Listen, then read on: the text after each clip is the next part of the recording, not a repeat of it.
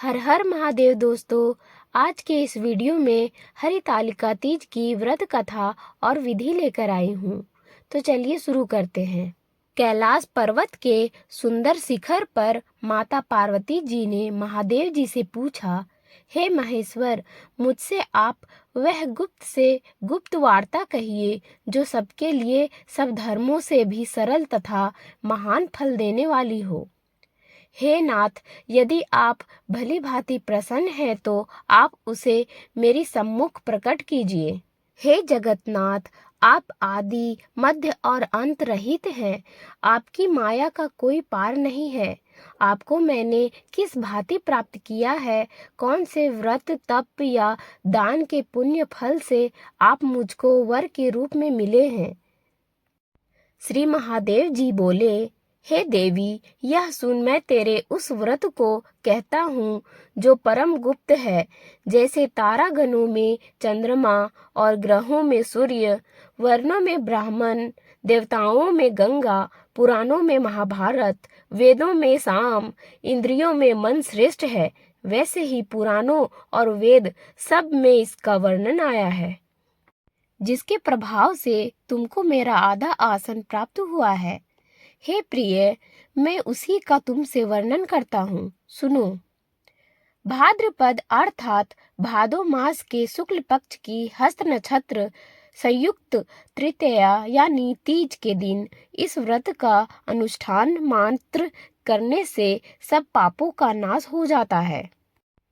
तुमने पहले हिमालय पर्वत पर इस महान व्रत को किया था जो मैं तुम्हें सुनाता हूँ।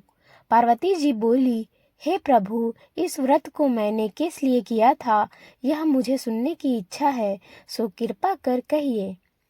शंकर जी बोले, आर्याव्रत में हिमालय नामक एक महान पर्वत है जहाँ अनेक प्रकार की भूमि अनेक प्रकार के वृक्षों से सुशोभित है, जो सदैव बर्फ से ढके हुए तथा गंगा के कल कल ध्वनि से सप्तायमान रहता है।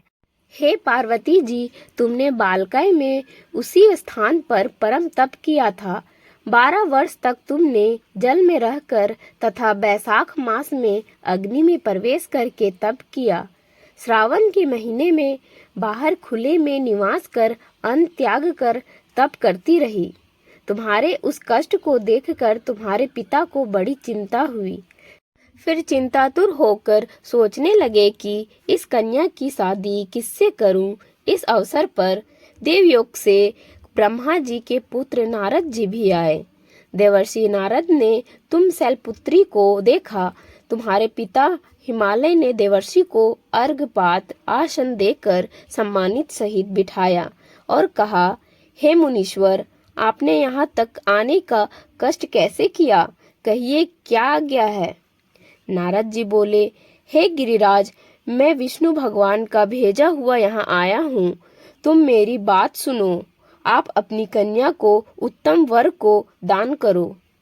ब्रह्मा, इंद्र, शिव आदि देवताओं में भगवान के समान कोई भी उत्तम नहीं है। इसलिए मेरे मत से आप अपनी कन्या का दान भगवान विष्णु को ही दें। हिमालय बोले, यदि भगवान वासुदेव स्वयं ही कन्या को ग्रहण करना चाहते हैं और इस कार्य के लिए आपका आगमन हुआ है, वह मेरे लिए तो गौरव की बात है। मैं अवश्य उन्हें ही दूंगा। हिमालय का यह आश्वासन सुनते ही देवर्षि नारद जी आकाश में अंतर्ध्यान हो गए और शंख, चक्र, गदा, पद्म, पीतांबरधारी भगवान विष्णु के पास पहुँचे।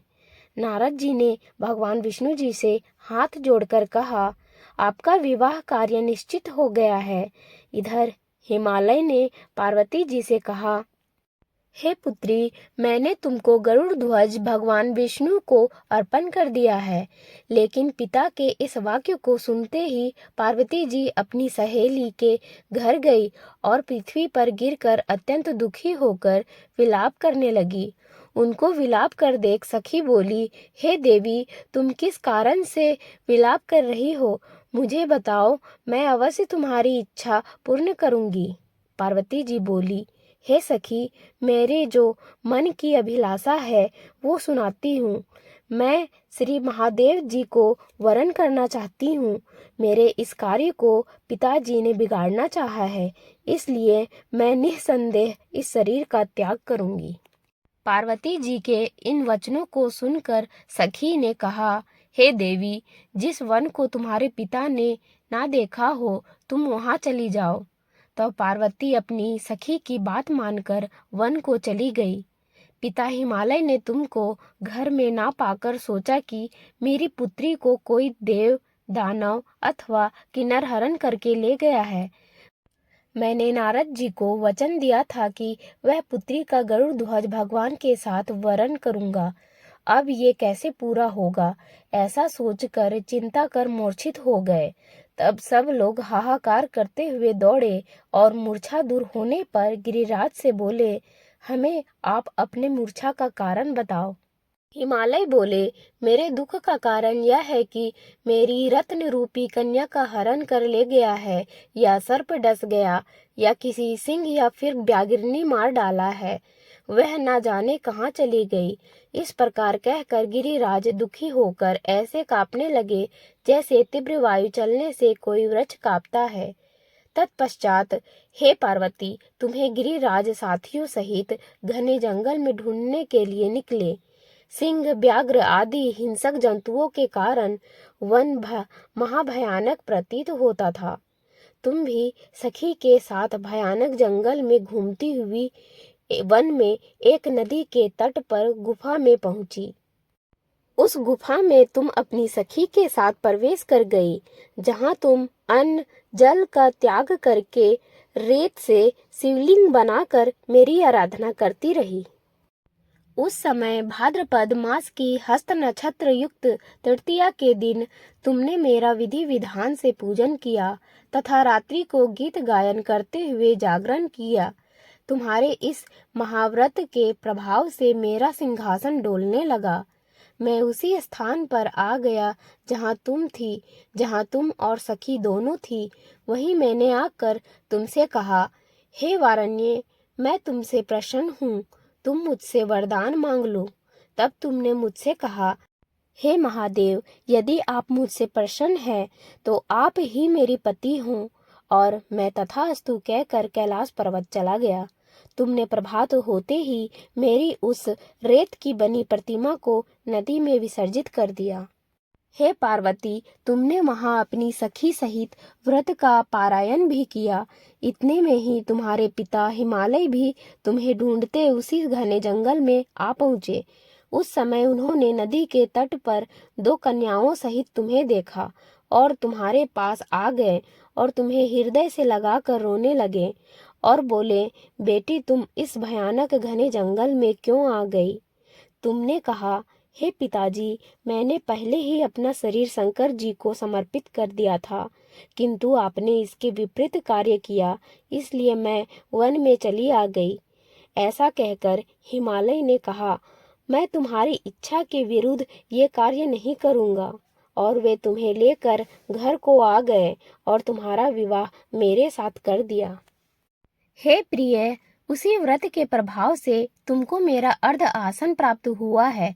इस व्रत राज को मैंने अभी तक किसी के सम्मुख वर्णन नहीं किया है।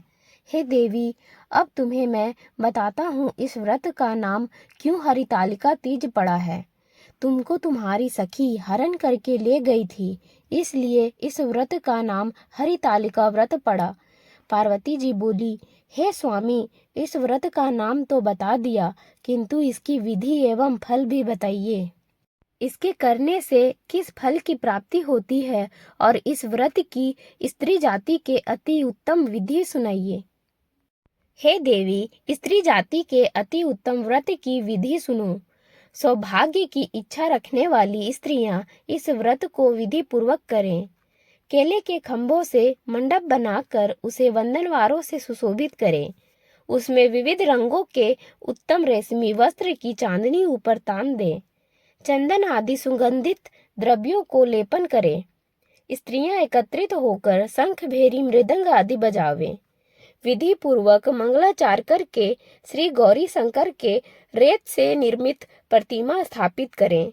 फिर भगवान शिव पार्वती जी का गंध पुष्प धूप आदि से विधि पूर्वक पूजन करें। अनेक नवेदों का भोग लगावें और रात्रि का जागरण करें। नारियल, सुपारी, ज्वारी, नींबू, लौंग, नारंगी आदि अतिरिक्त फलों तथा फूलों को एकत्रित करके धूप दीप आदि पूजन करके कहें, हे कल्याण स्वरूप शिव, हे मंगल रूप शिव, हे मंगल रूप महेश्वरी, हे शिवे, सब कामनाओं को देने वाली देवी कल्याणी, तुम्हें नमस्कार है। हे भगवान भोलेनाथ, हे माता पार्वती, आपको सदैव नमस्कार है।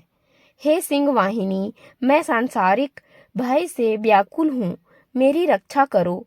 हे महेश्वरी, मैंने इसी अभिलाषा से तुम्हारी पूजन किया है।